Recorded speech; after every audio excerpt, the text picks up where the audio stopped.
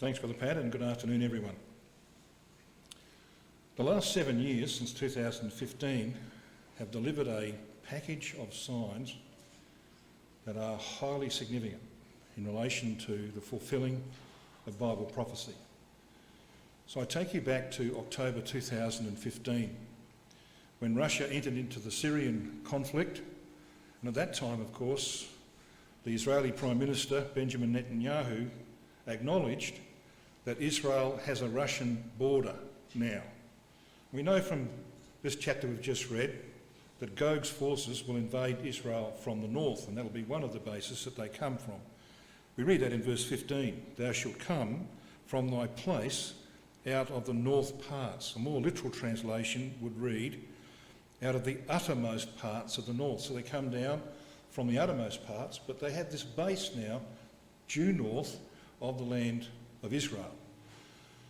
The next event that is highly significant in this last 7 years is the event that occurred on the 23rd of June 2016, when the British people voted to leave the European Union by what they called the Brexit Referendum. Now, at that time, the Prime Minister of Britain was David Cameron. He was a pro-European. He was being badgered by the newspapers and by Brexiteers demanding a referendum. And he thought, and this is how men propose but God disposes, he thought that he would win that vote easily, that there was a majority. The polls had said very clearly there was a majority of people in the UK who wanted to stay in Europe. So he said, OK, we'll have a referendum, thinking that this would put the matter out of the picture for many, many years to come. It didn't work out that way, because Ezekiel 38 verse 13 tells us that there's a power called Tarshish that is one of the primary enemies of the Gog of this chapter that invades the land of Israel. We know that that is the Russian powers to the north. And when they come into that land, they have people that object to it and challenge what they're doing. And one of the primary powers that will do that is a power called Tarshish, which can be shown by Scripture and by history to be Britain. And so this is a very, very significant fulfilment, because you see, Britain will be on the opposite side to the powers that surround Gog and the confederacy that comes down upon the mountains of Israel. You know, they had images like this at the time. It happened against all expectations, as I said, and David Cameron confidently went to that referendum thinking that he would win that vote and silence the Brexiteers forever. Well, you know, even the editorial of the Daily Telegraph says there, if we don't pull out very soon, we shall wake up one day to find that we are completely under its iron thumb, which is very interesting, because the old Roman Empire was symbolised by iron in the imagery of Scripture. So what happened was clearly a work of God, not unlike, in fact, the other major event that has occurred where God has been at work with the British nation. Way back in 1940, when the British forces had been defeated by the Germans who had come into France through Belgium, of course, they had to leave the shores of Europe as best they could, and we all know about Dunkirk. They lifted off 340,000 British soldiers from the British expedition, plus some other foreign soldiers. And that, of course, was the bulk of those who ultimately ended up crossing the Channel again on the 6th of June 1944 for the invasion of Europe. Now, the weather prior to the Dunkirk escape had been very, very bad. But on the day when an armada of ships, big and small, some of them very small, came across the Channel to cart off all of these soldiers that were there, on that day, it was pretty well calm. The next day was rough. Who did that? Well, we believe the angels did that. As Daniel chapter 4 and verse 17 tells us, this matter is by the decree of the watchers, God's eyes as it were, and the demand by the word of the holy ones, to the intent that the living may know that the Most High ruleth in the kingdom of men, and giveth it to whomsoever he will, setteth up over at the basis of men. You know what happened on that day, on the 23rd of June 2016, was very significant. A storm from France, and storms don't come into England from France or Belgium. A storm from France on that day, Thursday the 23rd of June, flooded parts of London, affecting the entire transport system and making access to the polling booths, which were open from 8 a.m. in the morning to 10 p.m. at night, difficult for many people. So these storms which came in were most unusually from the body of Europe. In fact, the centre of that storm was over the very capital of the European Union, Brussels. When it came across to the west, over into Britain, it inundated London, as you can see there. This massive thunderstorm. It just wasn't one thunderstorm, it was a series of storms. Early in the morning, then around 11 a.m, then again at 5 p.m, one bang after another. Like a rain bomb that we had in Queensland in January. So this is what happened.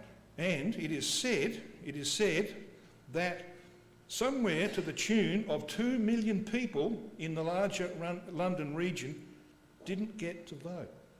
They couldn't get home, there was no transport, many of the polling booths were actually flooded. They couldn't get to vote. About 2 million of them. And London, they thought, would carry the day. That the bulk of London people were pro-European. Well, yeah, God had other ideas. And the no vote, that is the vote to leave the European Union, won by 1.7 million. See how God works? This is another clear example of the divine hand in human affairs, making sure that his purpose, his plan comes to pass. It doesn't matter what men think, it doesn't matter what men do. He finds a way to overcome them. So going back then to our list of events that are fulfilling Bible prophecy, we come then to 2017 on the bottom of that slide. That was the first full year of Donald Trump's presidency. He became president on the 20th of January 2017. And of course, he appointed his son-in-law, Jared Kushner, who's a Jew, as his representative to the Middle East. He had plans, and he pushed those plans. And he promoted peace between Israel, particularly Saudi Arabia and the Gulf states. And of course, we know what happened. It came to pass. Exactly as we would expect from Ezekiel 38 and verse 13. Because the first two nations or powers that are mentioned in that verse are Sheba and Dedan.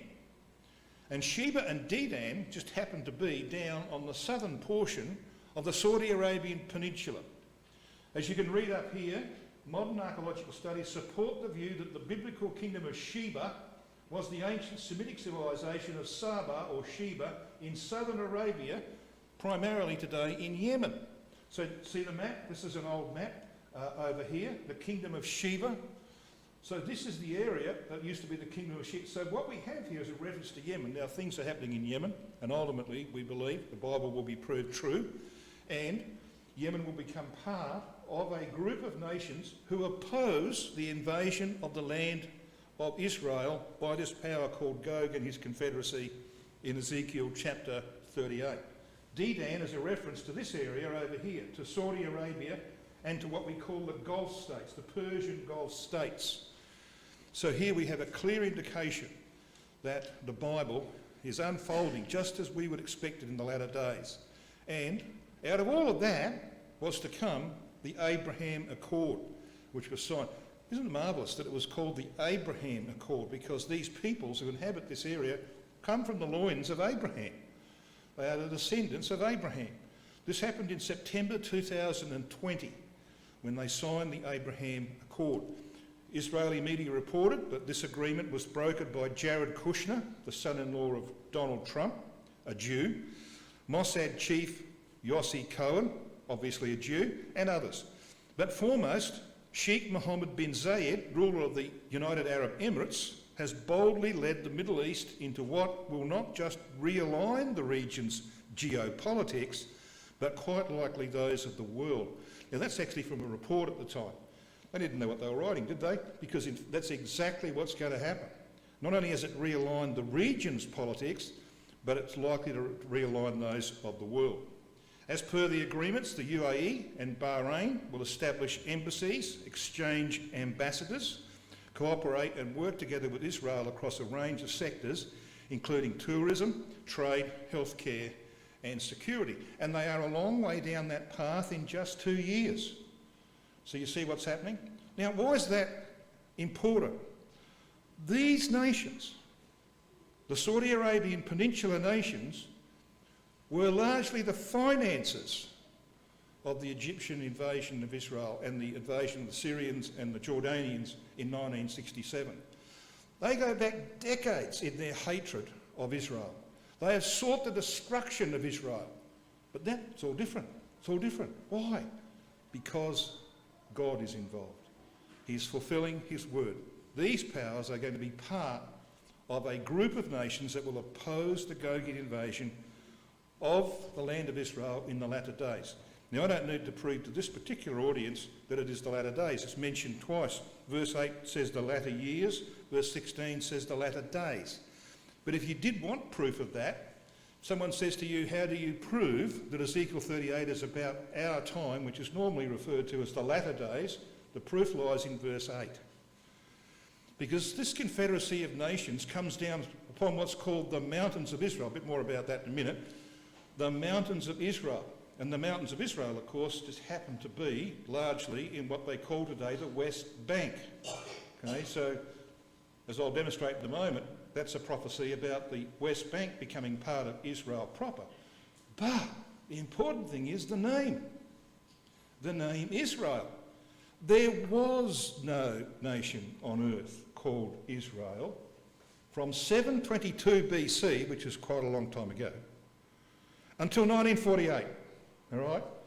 There was no nation. Oh, there were Jews. There was a place called Judea, but there was no nation called Israel until 1948. So that's how you know it's a latter-day prophecy. You know, at the time, Benjamin Netanyahu said some very significant things. As we've just seen, prophecy requires Sheba, that is Yemen, and Dedan, Saudi Arabia, Oman and the Gulf states to be supportive allies of Israel at the time of the Gogite invasion. Netanyahu described the accord as a pivot of history, heralding a new dawn. I mean, these people don't realise what they're saying, but they're actually talking about the fulfilment of Bible prophecy. This is what he said. You have heard from the president, he means Donald Trump, that he has already lined up more and more countries. This was unimaginable a few years ago. But with resolve, determination, a fresh look at the way peace is done, this is being achieved, he said. So another very significant development in recent times. Now, the last dot point on this particular slide takes us to the 31st of December 2017, and to be precise, we like to be precise, 11:45 p.m, which is when you're long since in bed, okay? This is the last 15 minutes of 2017. And a decision was taken in that last little bracket of 2017 that is highly significant. The decision was by the Likud party, the party of Benjamin Netanyahu, to annex the West Bank. Now that's required, as I said, by Ezekiel 38 verse 8. Because when God comes down upon the land, he doesn't come down upon the land of Palestine. That is, there's no Palestinian state there. He comes down upon the mountains of Israel, which tells us that the West Bank will be part of Israel proper. Now get this. Benjamin Netanyahu was not at that meeting. He did not agree with his party's direction and their decision. He did not want to be embarrassed internally within the party, nor did he want to have conflict with world leaders who were opposed to the idea, and still are many of them. So he didn't go to the meeting. But within a couple of years, he agreed with the policy because it was the only way he could win the election, and he still didn't win it, because the other party, the blue and white party, they also had the same policy. Okay? Now, something very interesting is happening, of course, as you know. The Israeli government is basically defunct. They will have elections again in November this year, and The reason that government, which was a coalition of left and right-wing parties and Palestinian members of Israeli Palestinian members of parliament, they disagreed over the settlements on the West Bank. And so the government has fallen apart. Back to elections. Looks like Netanyahu might be coming back. All right? And if he's coming back, he's going to be promoting the annexation of the West Bank like they never have in the past. So that's another developing fulfilment of Bible prophecy. As I said, Ezekiel 38 verse 8 requires the West Bank to be part of Israel proper when Gog invades the land. And 90% of the hills and the mountains in the central massif of the land of Israel are in the West Bank. So here's your red line, that's your West Bank region, okay? And this is the mountains of Israel that run from Hebron up to Mount Gilboa, right? 90% of them are in the West Bank.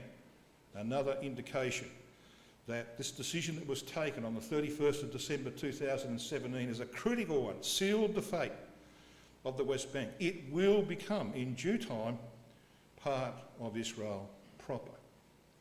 In 2018, another very significant organisation emerged. They had been in the background for a long time, but when Britain voted to leave the European Union, they emerged. They're called CANZUK. Now, CANZUK is an acronym. It stands for Canada, Australia, New Zealand, and United Kingdom. It's a trade organisation, and it received a huge boost due to Brexit, as we've talked about from verse 13. And Britain is now rebuilding close trading ties with its former colonies, the Young Lions, for example.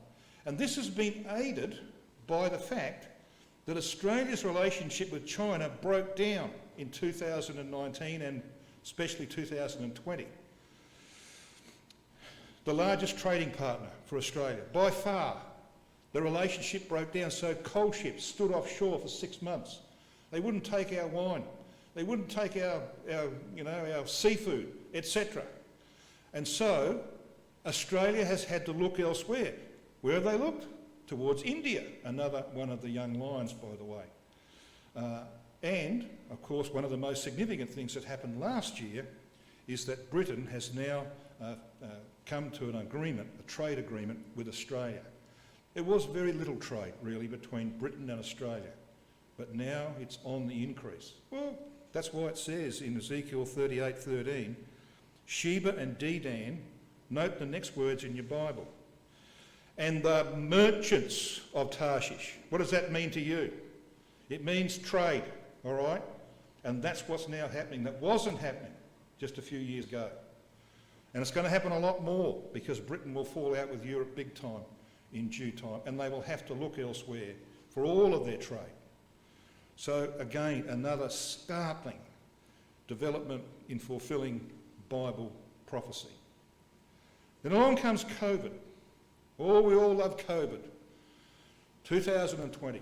It's turned the world upside down, hasn't it? It guarantees a global financial crisis, which, by the way, we're right in now, due to increasing national debt to what are really staggering levels. In fact, the debt that is owed by the nations of the world far exceeds the total GDP of all of those nations, plus any savings they've got.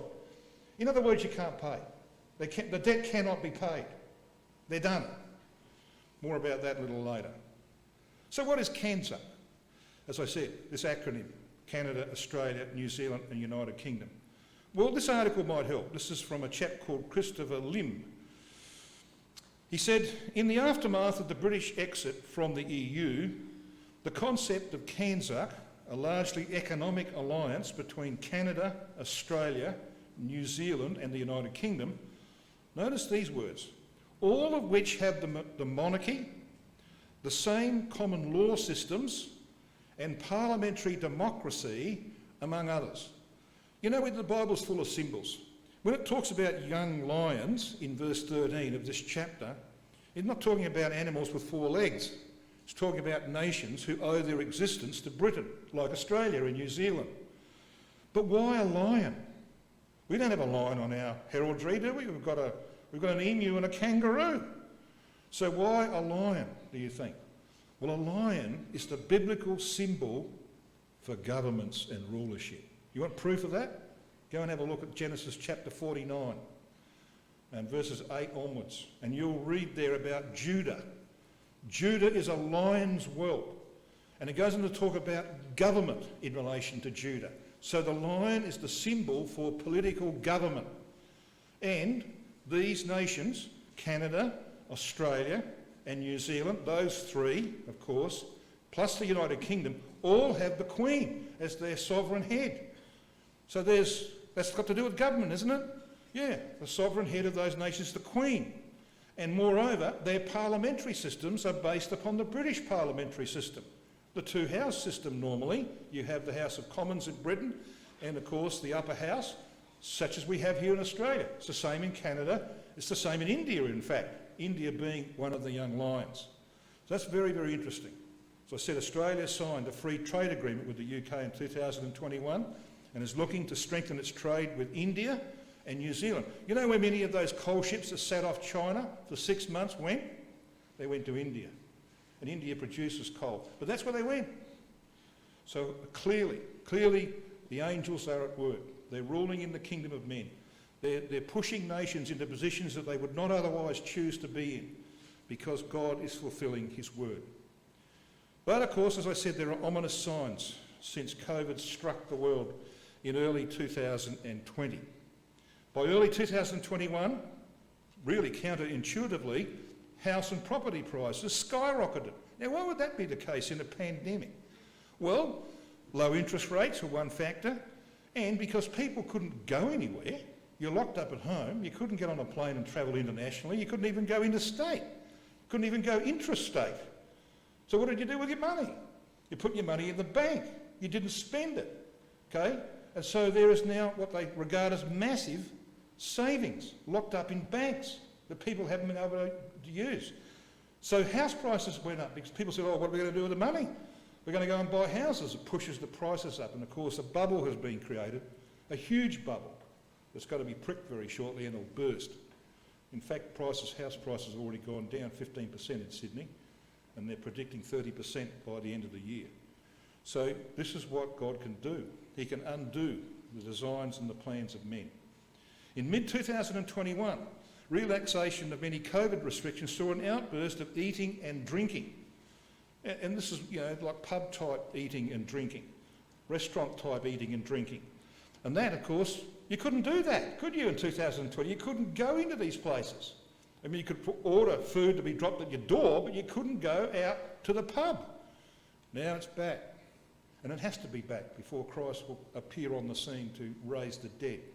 Because he said he'll come at the time it's like Noah and Lot, when they're eating and drinking and buying and selling and building and planting and marrying and giving, etc.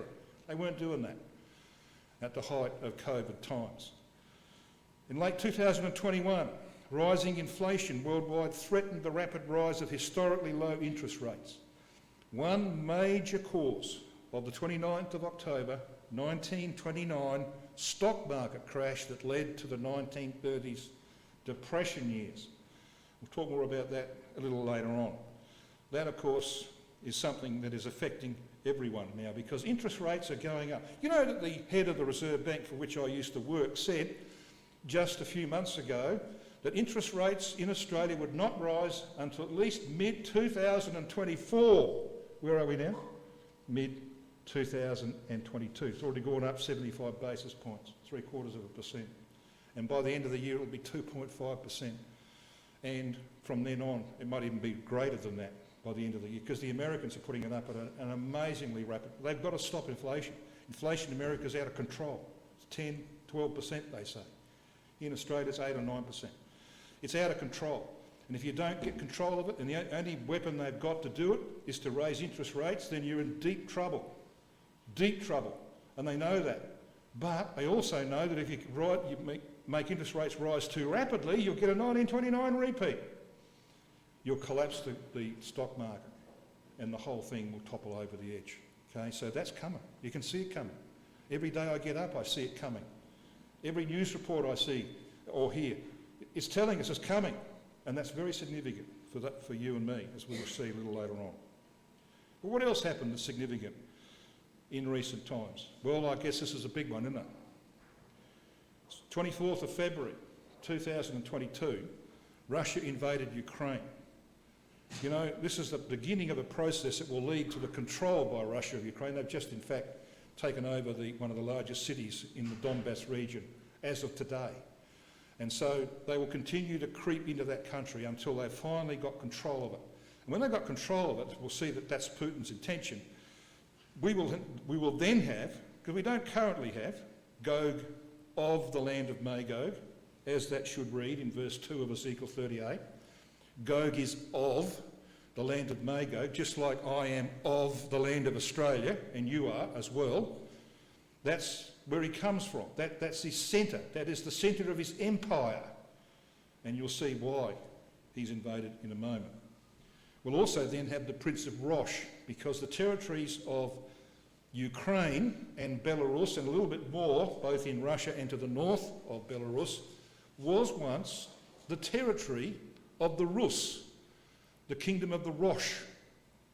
Russia, we get, of course, from that name. What about March to June 2022? Ukrainian crisis and related sanctions on Russia send fuel prices and commodity prices sky high. You know, I came down here, I can't believe the price you people pay on the south side for diesel. You're paying, in one place, $2.39 for a litre of diesel. Come over the north side, it's only $2.31, all right? Much cheaper, okay? So, I mean, that's ridiculous, isn't it? That's ridiculous. $2.39 or $2.40 for a litre of diesel. So you see, and it's going to go higher. It'll go higher because of what's happening in the Ukraine. Not only will fuel prices go up because of the sanctions and other things, but food prices are going up, and there will be a food shortage shortly because Ukraine supplies 30% of the world's grains. And most of that's not going anywhere except to Russia. And that's going to cause starvation in Africa and many other countries. And we've been touched by it. When was the last time you could find everything you wanted on the shelves of your shops here? Well, maybe I ought to come to the south side. Look, you're pretty confident. Because on the north side there are empty shelves. So you see, the world is in crisis, and I'm going to show you the importance of that in a moment. What about April to June 2022? Interest rates begin to rise rapidly from historic lows around the world. To combat rampant inflation due to the COVID pandemic, extraordinary weather events, which is another cause why we don't have lettuce on our shelves, or at least if there are, they cost you $10, and the Ukrainian war, okay? So there's a quick review of the significant things that have happened, we believe, prophetically, over the last 7 years, between 2015 and 2022. So let's go back to Taurus. Let's go back to the roots. We read Ezekiel 38 in verse 2. Here's Rotherham's literal translation of that verse. It's also supported by the Amplified Bible's translation. They say basically the same thing. Son of man, which of course is the title of our Lord Jesus Christ, set thy face against Gog, we'll see what that means in a second, of the land of Magog, prince or ruler of Rosh, Meshech and Tubal, and prophesy concerning him. And we know where these places are. We can prove this historically. Here we've got Rosh. You can see there Rosh is in this region here, north of the Black Sea, which of course just happens to be where the Ukraine is. And we'll see a bit more detail of that in a minute. You've got Meshech and Tubal. So Gog is actually a title. It's a title that means the one at the top. That is a dominant power or a dictator.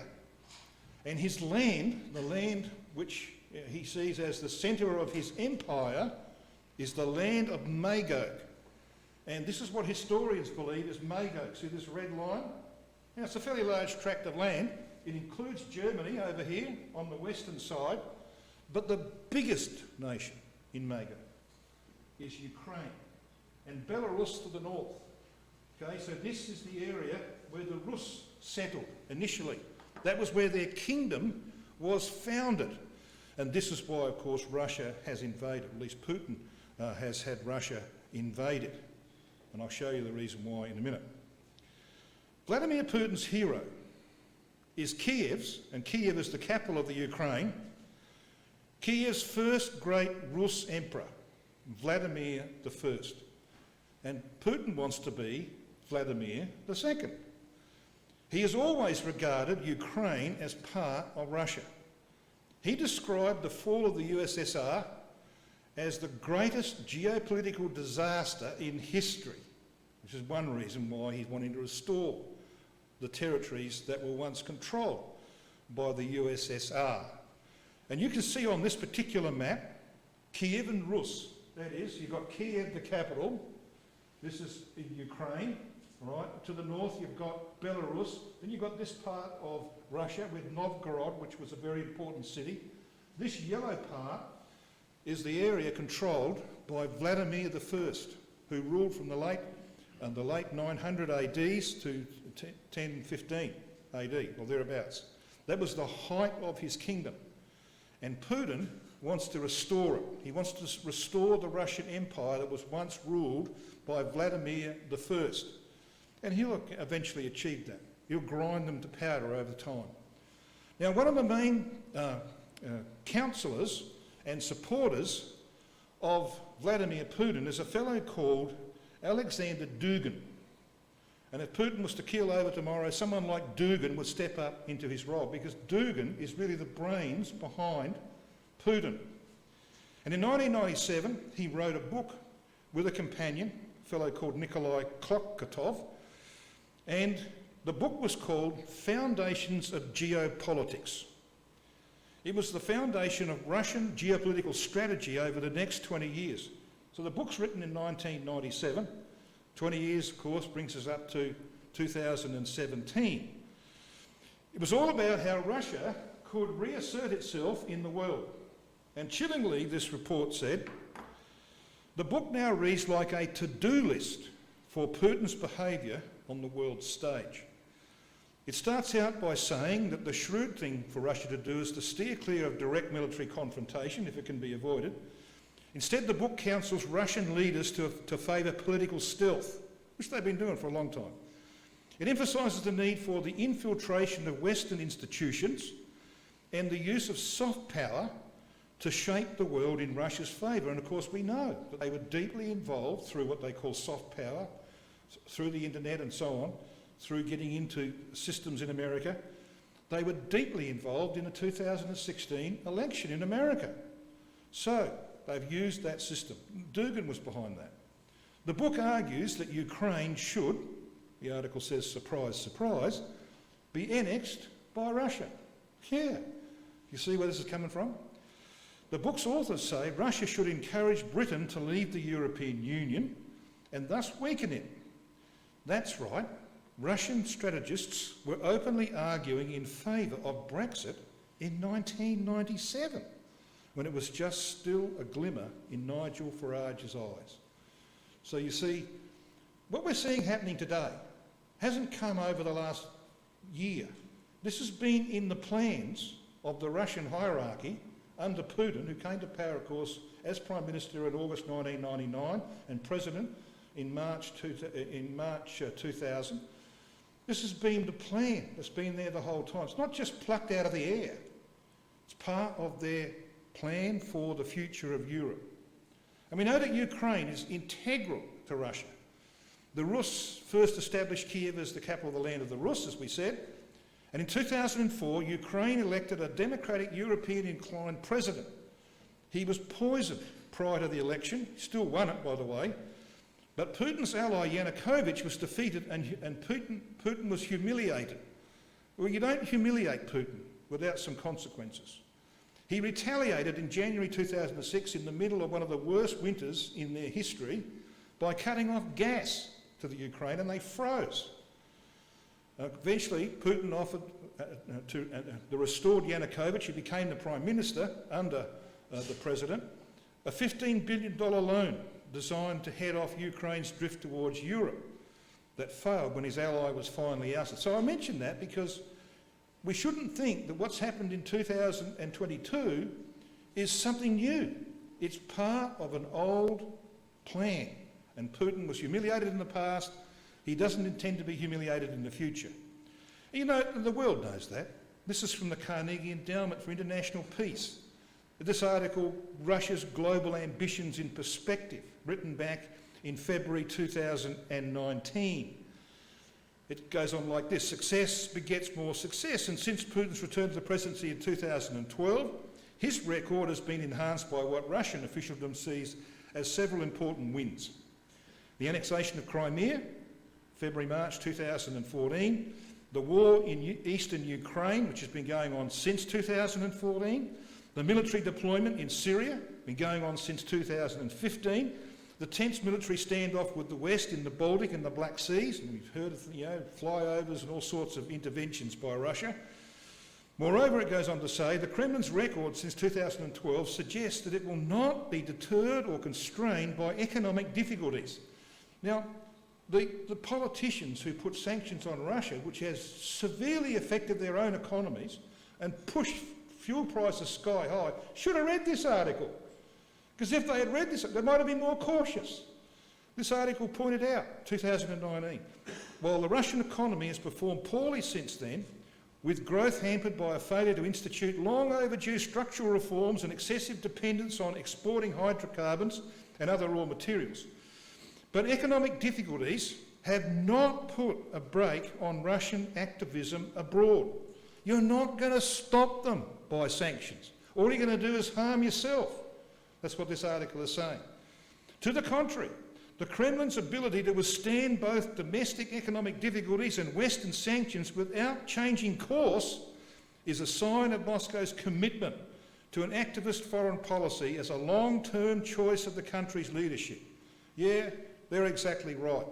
You see, at the head of the Russian government right now is basically a Tsar, Vladimir Putin, who wants to become Vladimir II, a Tsar. And that's why this term Gog that we read in verse 2 of Ezekiel 38 is very important. This is what Unger said about it. Ezekiel 38:39, which deal with Gog the prince. See that? He understands, he's got that right.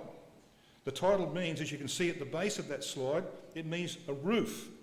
The one at the top, according to the English and Hebrew Bible students' concordance. So he's a dictator. And Magog his land. So he's got that right too. So you've got Gog, the dictator. His land, that is the centre of his empire, is the land of Magog. And we know that Ukraine and Belarus are in the land of Magog. Described the actual invasion of Palestine, as it was called when he wrote this, by a great northern confederacy, and talks about the outbreak of anti-Semitism, which of course we know is on the way up around the world.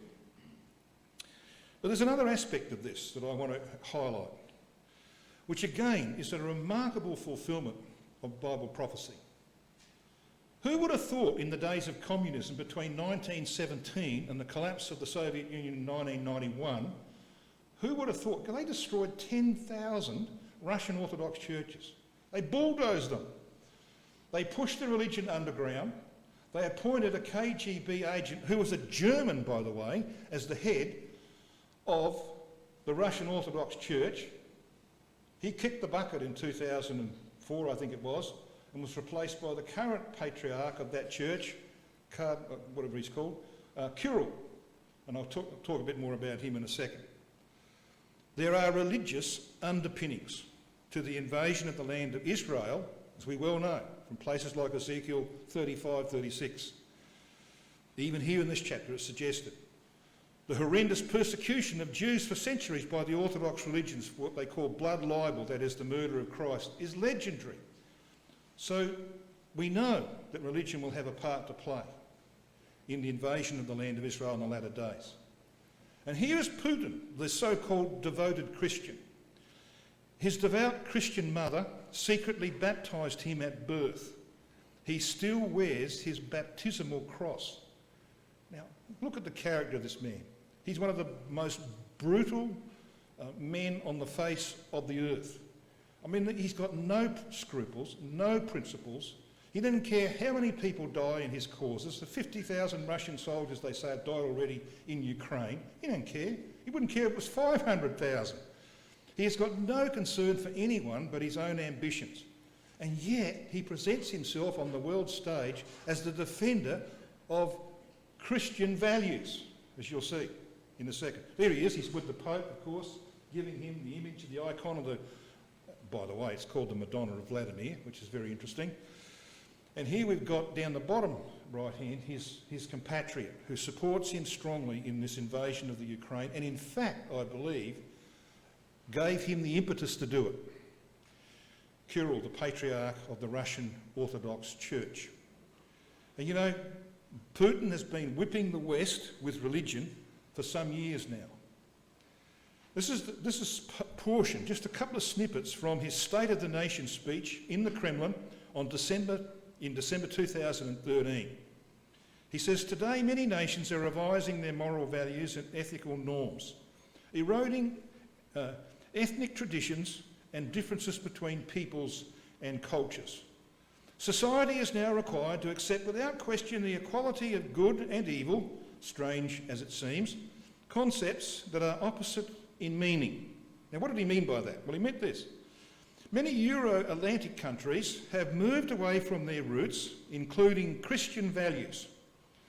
Policies are being pursued that place on the same level a multi-child family and a same-sex partnership, a faith in God and a belief in Satan. This is the path to degradation. So what is he doing? He's presenting himself and his church as the defender of values that the West has tossed out the window. You can't advertise homosexuality in Moscow and other parts. You cannot do it. All right? They're opposed to it because the church will not have it. And it was the church that was behind the invasion of the Ukraine. This is Putin with Patriarch Kirill, the head of the Russian Orthodox Church. And this is an article about, and this is this year, March the 14th this year, about what promoted the invasion of Ukraine. The top-ranking priest in the Russian Orthodox Church, meanwhile, has offered a very different reason for the invasion. What is it? Gay pride parades.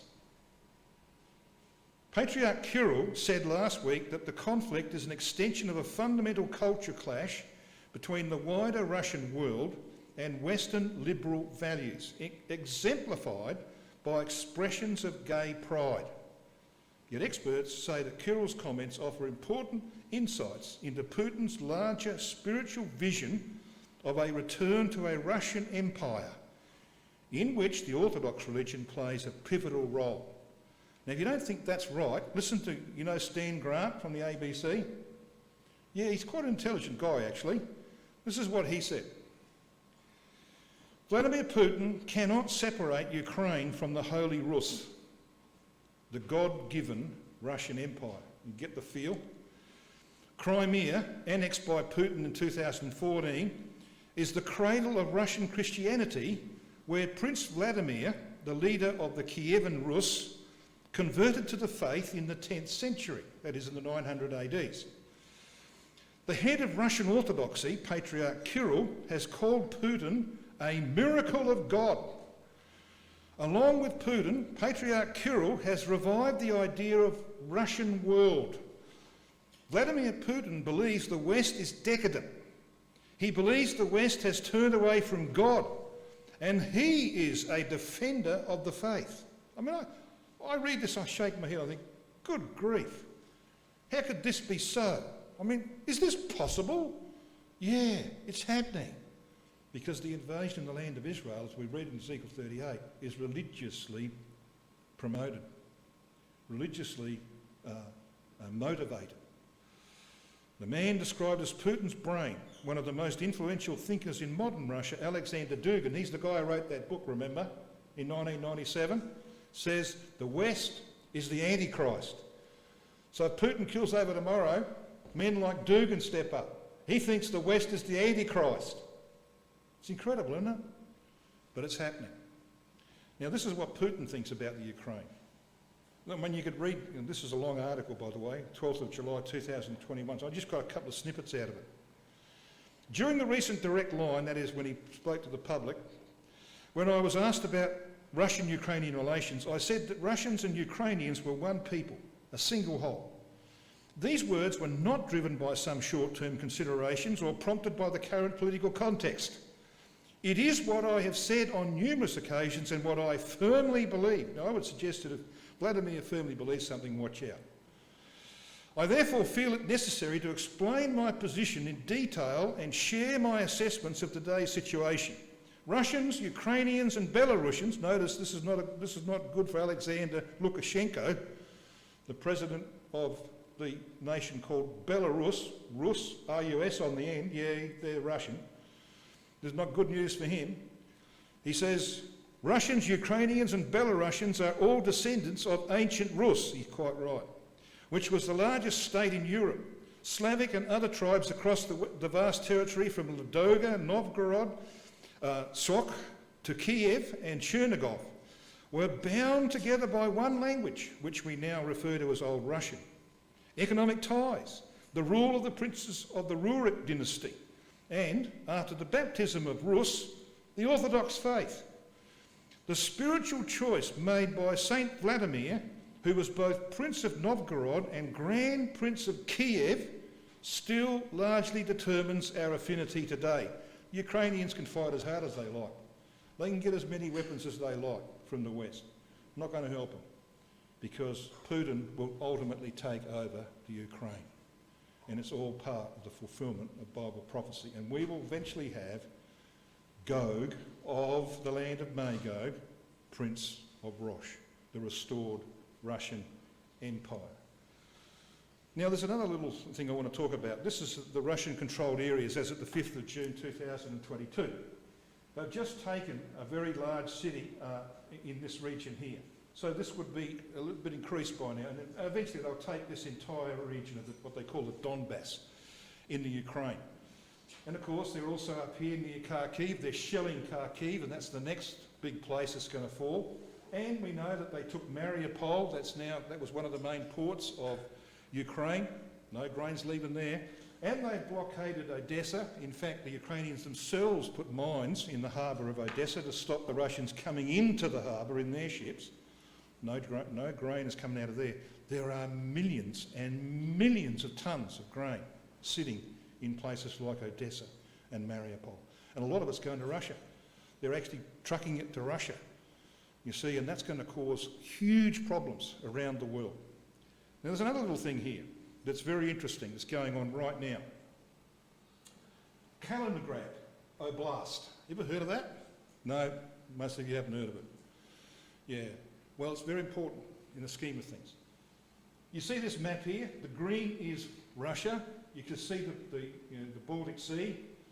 You've got your Swedens and your Norways. Then you've got these nations. You've got Lithuania here, which is due north, basically, or northwest of Belarus. And you've got Poland. See this little green place here? The green place is Kaliningrad. Yeah, well, that happens to be Russian. It's actually got over 1 million Russian inhabitants. It used to be called Königsberg. It was originally owned by the Prussians. Then it was taken over by the Germans. In the Second World War, it was taken over by Germans. But when the Germans were defeated in 1945, the Russians took it over. They took over Lithuania and all of Latvia, all of those countries. They took over Poland, etc. And, of course, East Germany, which they'd conquered in the last days of the Second World War. And they took over this place. They kicked out the German inhabitants and put Russians in there. Got over 1 million Russians living there. And it's a very important hub. But the problem is that for the Russians who live here in Kaliningrad, to get to Russia, they've got to go through either Lithuania and or Belarus. And because Lithuania belongs to the European Union and NATO, they have said the Russians cannot transport certain things through their country. They cannot use the rail links, they cannot use the roads to carry stuff between this enclave, or exclave they call it, and Russia. And I don't need to tell you that Putin's not very happy about that. He's not very happy about it. And moreover, he said that this is going to cause Lithuanians heaps of trouble. They're going to suffer because of what they're doing, stopping the transport. This is the only ice-free port that Russia has in the northern area of the world. All their other ports are iced over in the winter. It's the only ice-free port they've got. And now the Lithuanians are stopping access to it for many things. That is going to blow up pretty soon. It's going to blow up. Putin's going to do something. And it's not going to be very nice for the Lithuanians. So watch that space. If you haven't heard of Kaliningrad before, it'll become important in the coming days, I believe. Well, I want to conclude by basically now going to the matter of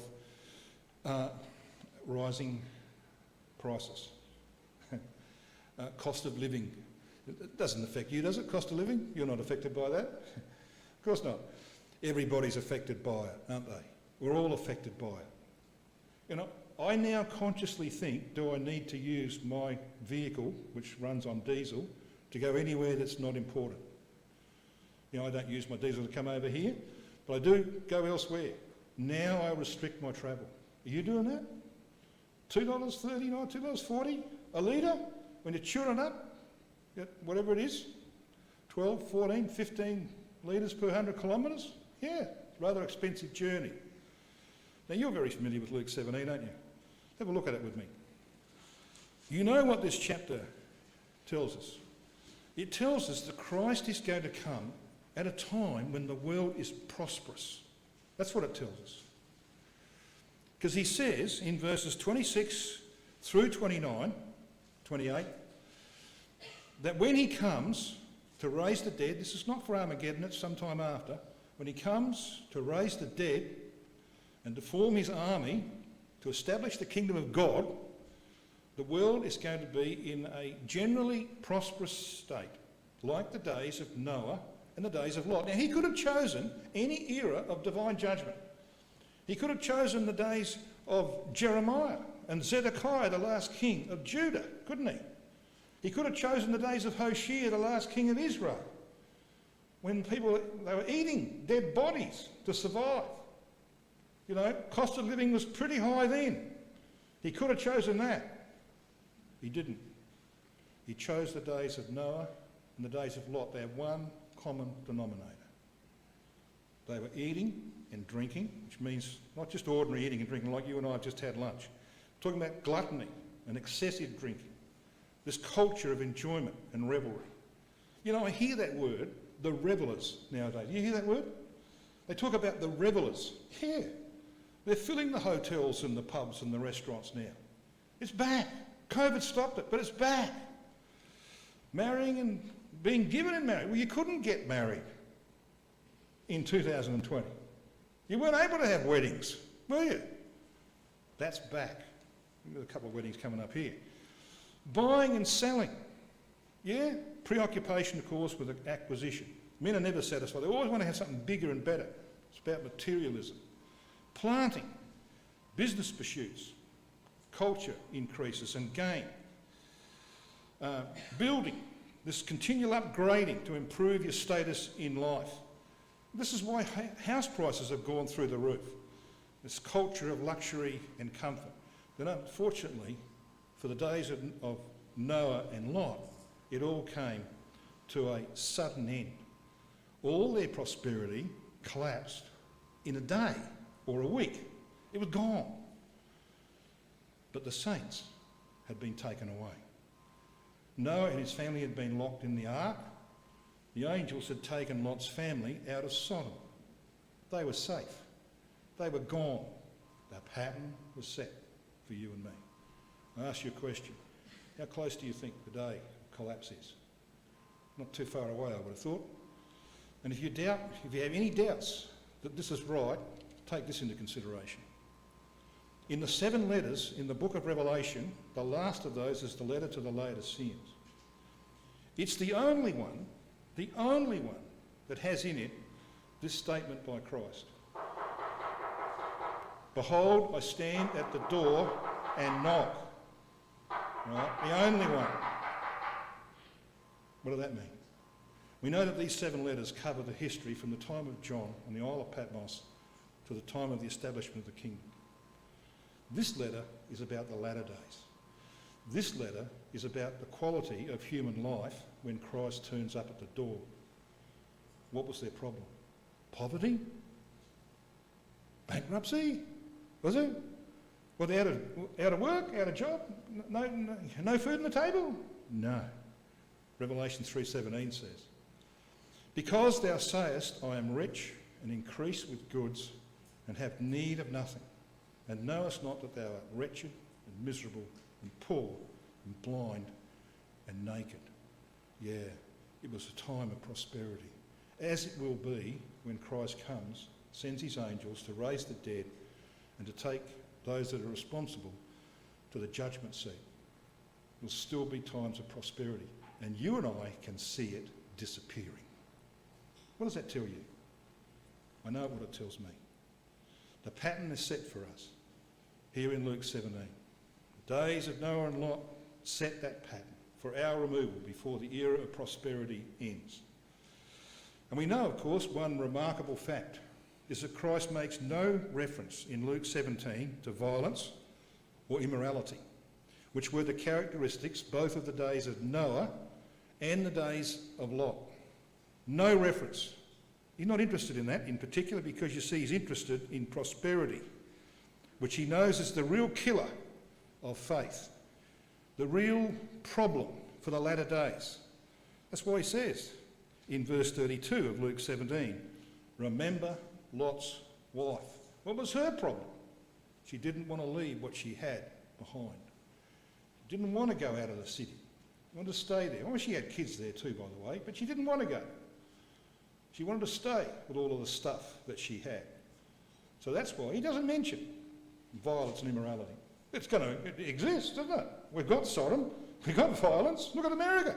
280 mass shootings since the beginning of the year. And we've got violence, and we've got immorality.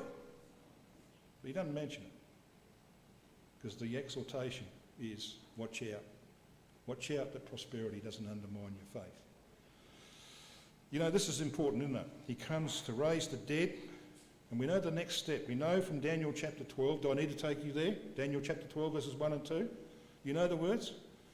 Then shall Michael stand up, that great prince which stands for the children of thy people, and there shall be a time of trouble such as never was. And at that time many that sleep in the dust of the earth shall awake, some to everlasting life and some to everlasting shame and contempt. You know the words well. What is it telling you? It's telling you that the resurrection has a concomitant event, something that begins at that time. What is it? The time of trouble such as never was, which is saying something. Forget about the Second World War, 50 million, 60 million dead. Forget about the First World War, 25 million dead. Forget about that. Forget about all the problems in between. Forget about the Depression of the 1930s. That's nothing. That's a Tea Party. This is a time of trouble such as never was. There's been 270 mass shootings in America in the first 6 months of this year. Imagine what it's going to be then. If they haven't got it, they'll take it. Almost every person in America carries a gun. You know, there are 350 million guns in America and only 335 million people. That's the times in which we live. But this is our security, all right? Being in the ark, taken out before the crash comes. Taken out by the angels like Lot's family before the crash comes and their prosperity disappears. There's the pattern. 10 years later, Armageddon will be on the scene. You think this is right? You think I'm talking nonsense? Listen to these folk. The forecasters are saying certain things that back up what I'm saying. Now this guy here, Harry Dent, has a long track record of predicting market crashes. He forecast the 2007 financial crash, comparing 2007 with the 1929 Wall Street crash. He said it was on the same cycle, but crucially this time the central banks realised they had printing power they didn't have back then. and they just took out the cannons. That is, they got rid of the gold standard. You could just print money and push it out there. Just push it out into the system. And it's got no basis. It doesn't come from anywhere. You just print it and put it out there. He added, so we've been living off printed money ever since. This is why the world's debt is far beyond its GDP. He says we have a great reckoning coming here, and it's coming. This lady, economist Anne Pettifor, who predicted the 2007-8 financial crisis in a book she wrote the previous year, 2006. So she's not looking in hindsight. Warned the world had accumulated a mountain of debt through a combination of low interest rates and GDP. Global debt now stands at US $226 trillion, more than the global GDP and the value of listed companies. She said, we know the great financial crisis of 1929 was triggered by the fact that investors asked if assets were really worth what they said they were worth, and they aren't. And what brought that about was those two things, rapidly rising interest rates and the value of assets, which simply wasn't real. And that's what brought the market down, and that's what produced the Great Depression of the 1930s. And here's your pattern. This is what happened. Over she went. Then there's deep recession or depression for the next 10 years. And the only way out of that was by war. The only way to get people back into jobs was to go to war. And that's what the world did. It's going to happen again. It might happen this year. Same pattern. Now, why would that be necessary, do you think? Well, it's necessary for this reason. Depressions produce huge change. Things change very quickly when economic necessity, that includes war, starvation and crime, are present. And we know that the time of trouble will produce similar dramatic changes in the alignment of nations in much worse circumstances than existed in the Depression of the 1930s. We know this, that there's a lot of changes that have to happen, significant changes from what we see today. The nations of Europe must be brought into the Gogian Confederacy. Currently, they're combined against Russia. Scripture requires that they be with Russia. How are you going to achieve that when we know that the return of Christ is so near? And it's, by the way, governed by time periods as well. The papacy must regain effective political influence in southern Europe.